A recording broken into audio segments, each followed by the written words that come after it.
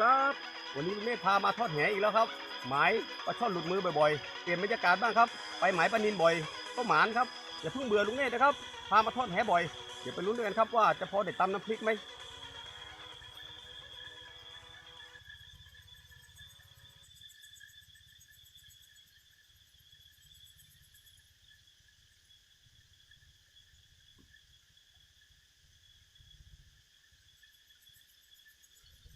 ปลาอะไรขึ้นเอาหมด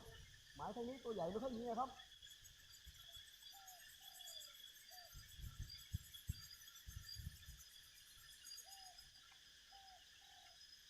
เดี๋ยวลุงเนธจะทอดคลุมยางรถครับยางรถมีตรงนี้ครับเดี๋ยวลองมันขึ้นสักหน่อยปลาอะไรขึ้นเอาหมดครับปลาน้อยๆนี่เอาแหสีครับแหปลา4 เส้น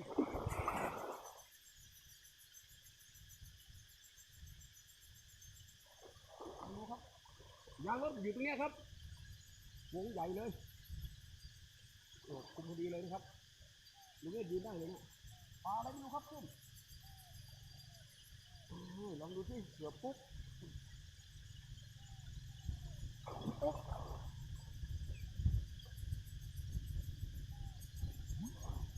ได้ไงอุ๊บ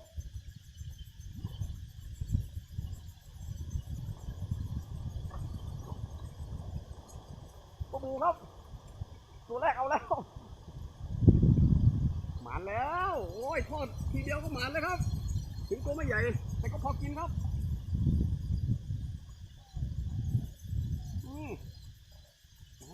หมานตัวแรก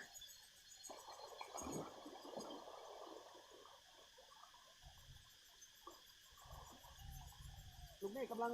กดตีนแหคนเลย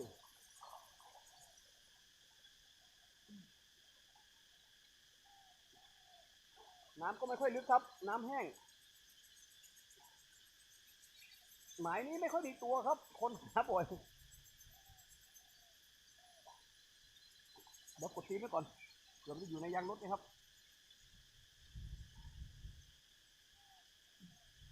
นี่ครับยางรถที่ลุงเนธยืนเนี่ยนี่ครับ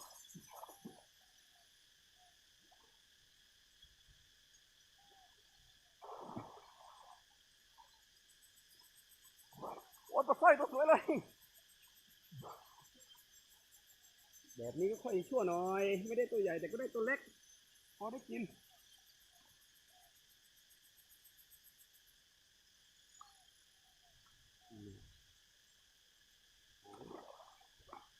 มันอยู่ในยางรถครับตัวใหญ่มีหรือเปล่าเขาไม่รู้ปลาเล็กก็เอาตัวใหญ่หายากเดี๋ยวดูทั้งนอกนี่ก่อนตัว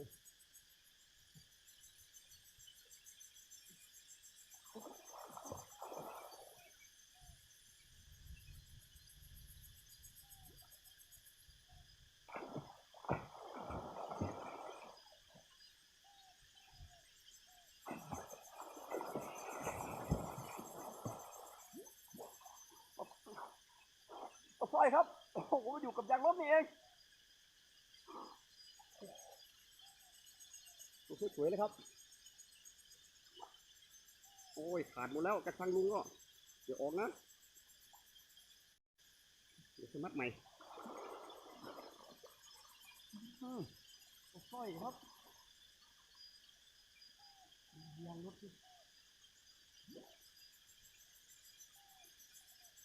โอ้โหปลาสร้อยครับนี่วิ่งโดนมือลุงนี่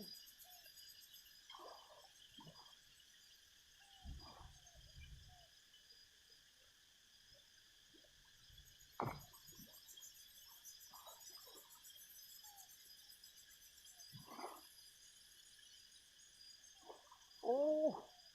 มันอยู่ในยางรถเลยครับ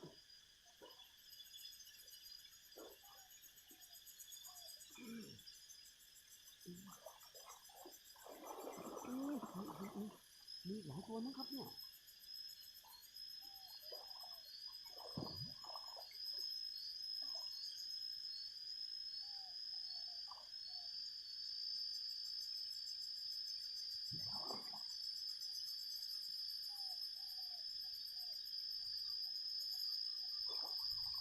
โอ้ยปลาตองครับตองโอ้เดี๋ยวไอ้แต้มเลยครับเนี่ยทีเดียวทอดถูกที่ถูกทางครับมีสักตัวหรือเปล่า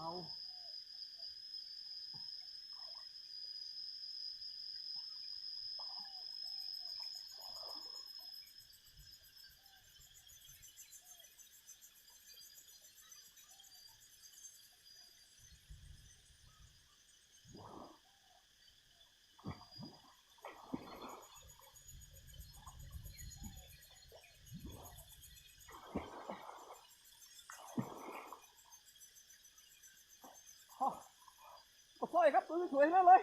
โอ้โหอยู่กับยางรถนี่เอง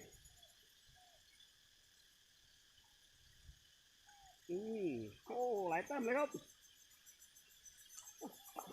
หมายนี้ก็หมานเหมือนกันถึงตัวไม่ใหญ่พอกินครับลูกไหม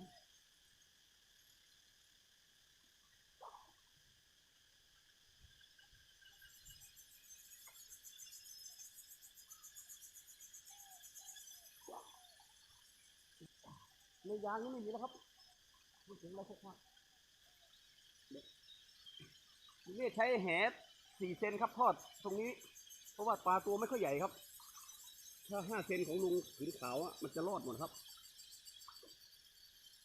โอ้ยหลายตัวเลยนะเนี่ยโอ้โหพอได้กินแล้วครับ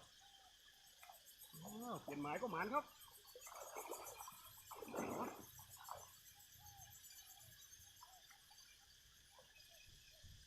ลุงเนตรตีมันยางรถนะครับยางรถเมื่อกี้ดูที่ว่าวันนี้จะได้กี่ตัวครับไม่ได้ปลาตัวใหญ่ตัวเล็กก็เอาครับหาอยู่หากินแบบลุงเนตรมันก็จะมีได้บ้างไม่ได้บ้างครับปลาอะไรเอาหมดครับหมายนี้ตัวใหญ่คงไม่มีแล้ว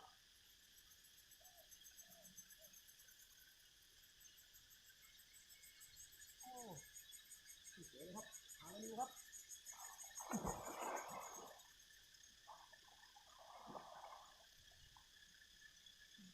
ตัวไม่ใหญ่ปลาแบบนี้ครับเอาไปตำน้ำพริก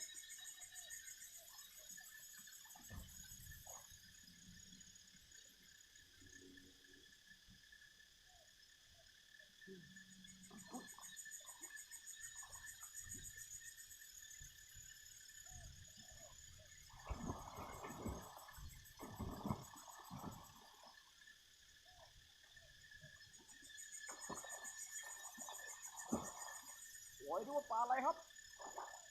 ตะเพียนครับตัวสวยเลยปลามันหมาน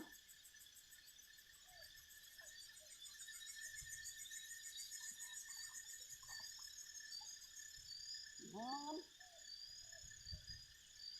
นี่ก็ปลาอะไร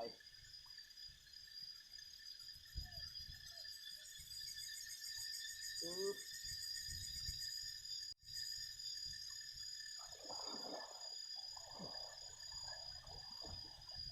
ครับ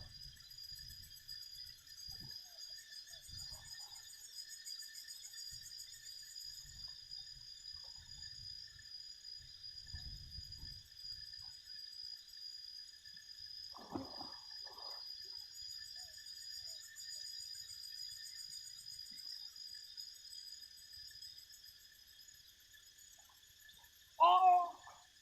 โอ้ยดูหลุดมือได้อยู่ครับปลาสร้อยครับโอ้ทำมือเดียวไม่ได้แบบนี้ครับหลุดมือ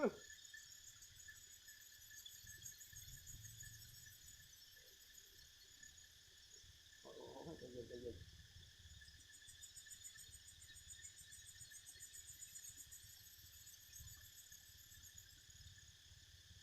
อ่าน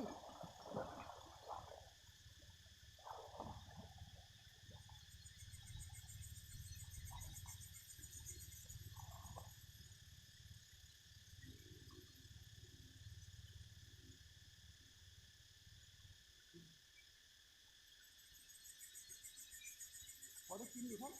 หรือว่าจะไม่ได้ตัวซะละ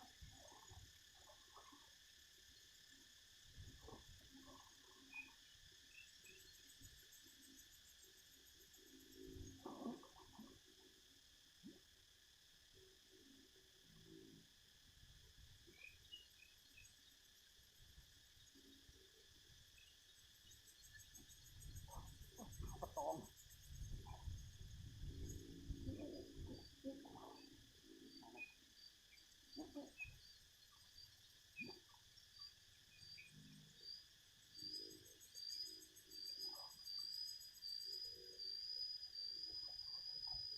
าตองครับ2 ตัวเลยสงสัยจะคู่เดียวกันมัน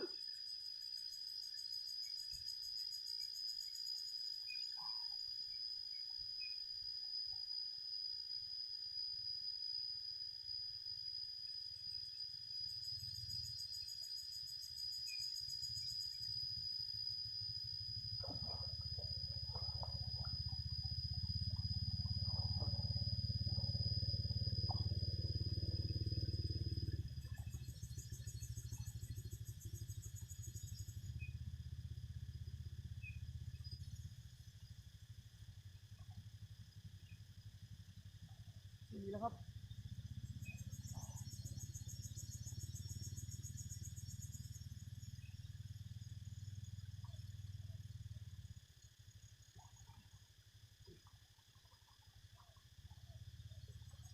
ตัวไม่ใหญ่ตัวไม่ใหญ่วันนี้กินปลาตัวเล็ก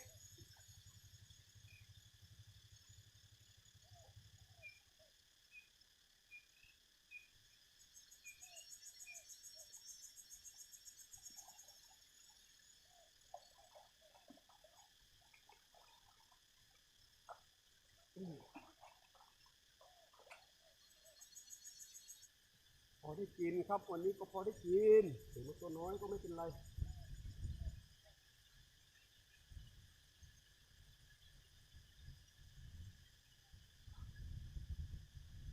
ขึ้นใกล้ๆนี่เองปลาอะไรไม่รู้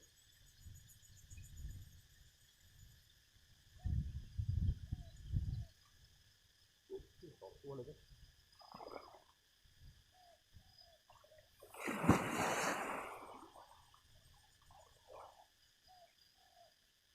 ปลาอะไร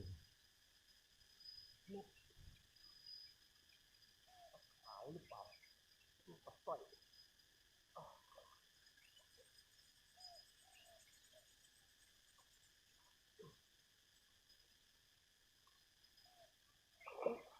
อะไร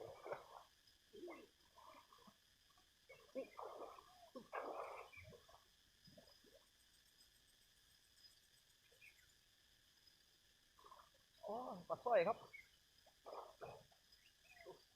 สวยๆนะครับโอ้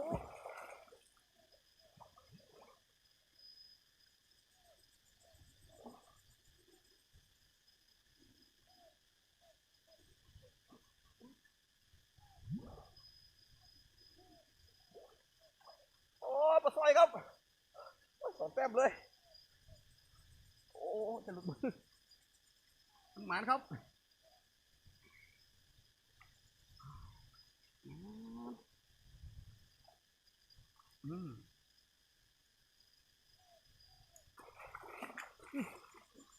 พอกินแล้วครับ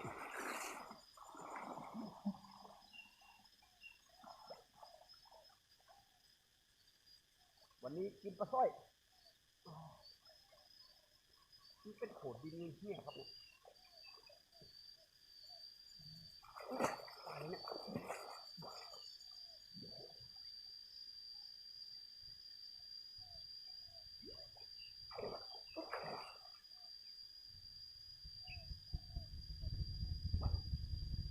ปลาทอดครับโอ้ยปลาทอดน้อยลุงเล่นเดี๋ยวไว้ตัวครับ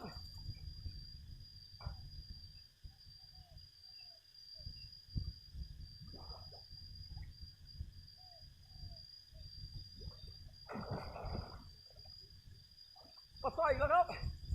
โอ้ยสวยๆเลยโอ้ปลาทอดน้อยตัวครับปลาสร้อยครับไม่ใหญ่ครับแต่สวยๆอยากนะตัวน้อยตัวนิดเดียวเองนี่ครับโอ้โหแห3 ทีแล้วดูอีกเขาว่ามีไหมทางก็ขาด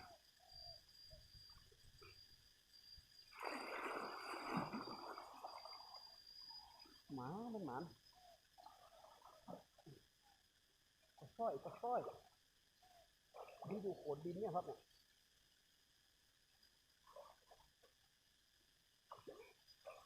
ไม่มีแล้วครับ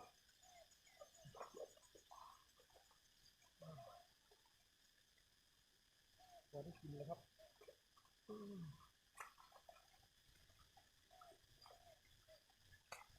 ทำน้อยตัวหนึ่ง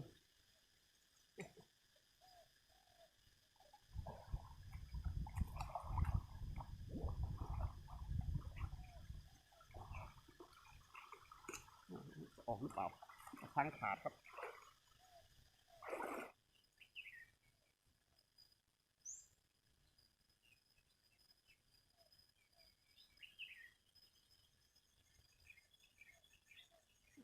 อะไรครับเนี่ยขึ้นแบบนี้เองออกข้างตะลิงนี่แหละอุ๊โอ้ยเกือบออกแล้วครับโอ้ปลาสร้อยใหญ่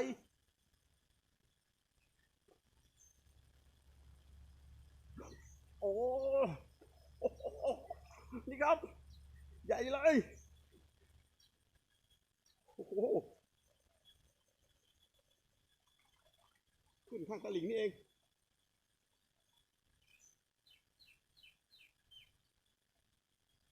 อืม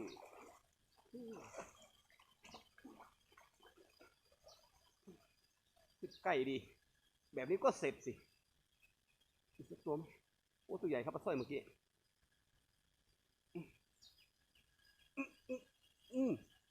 นั่นแน่อีกแล้วไม่ใหญ่ครับสร้อยนี่ครับปลาสร้อย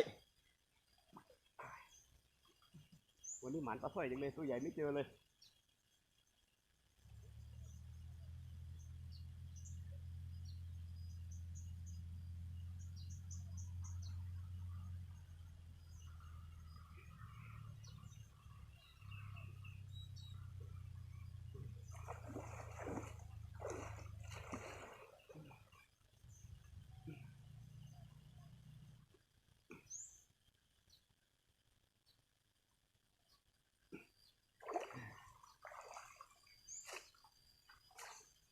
พอแล้วครับเหนื่อยแล้วก็พอได้กินแล้วครับนี่ถึงไม่ได้ตัวใหญ่แต่ก็ได้กินครับ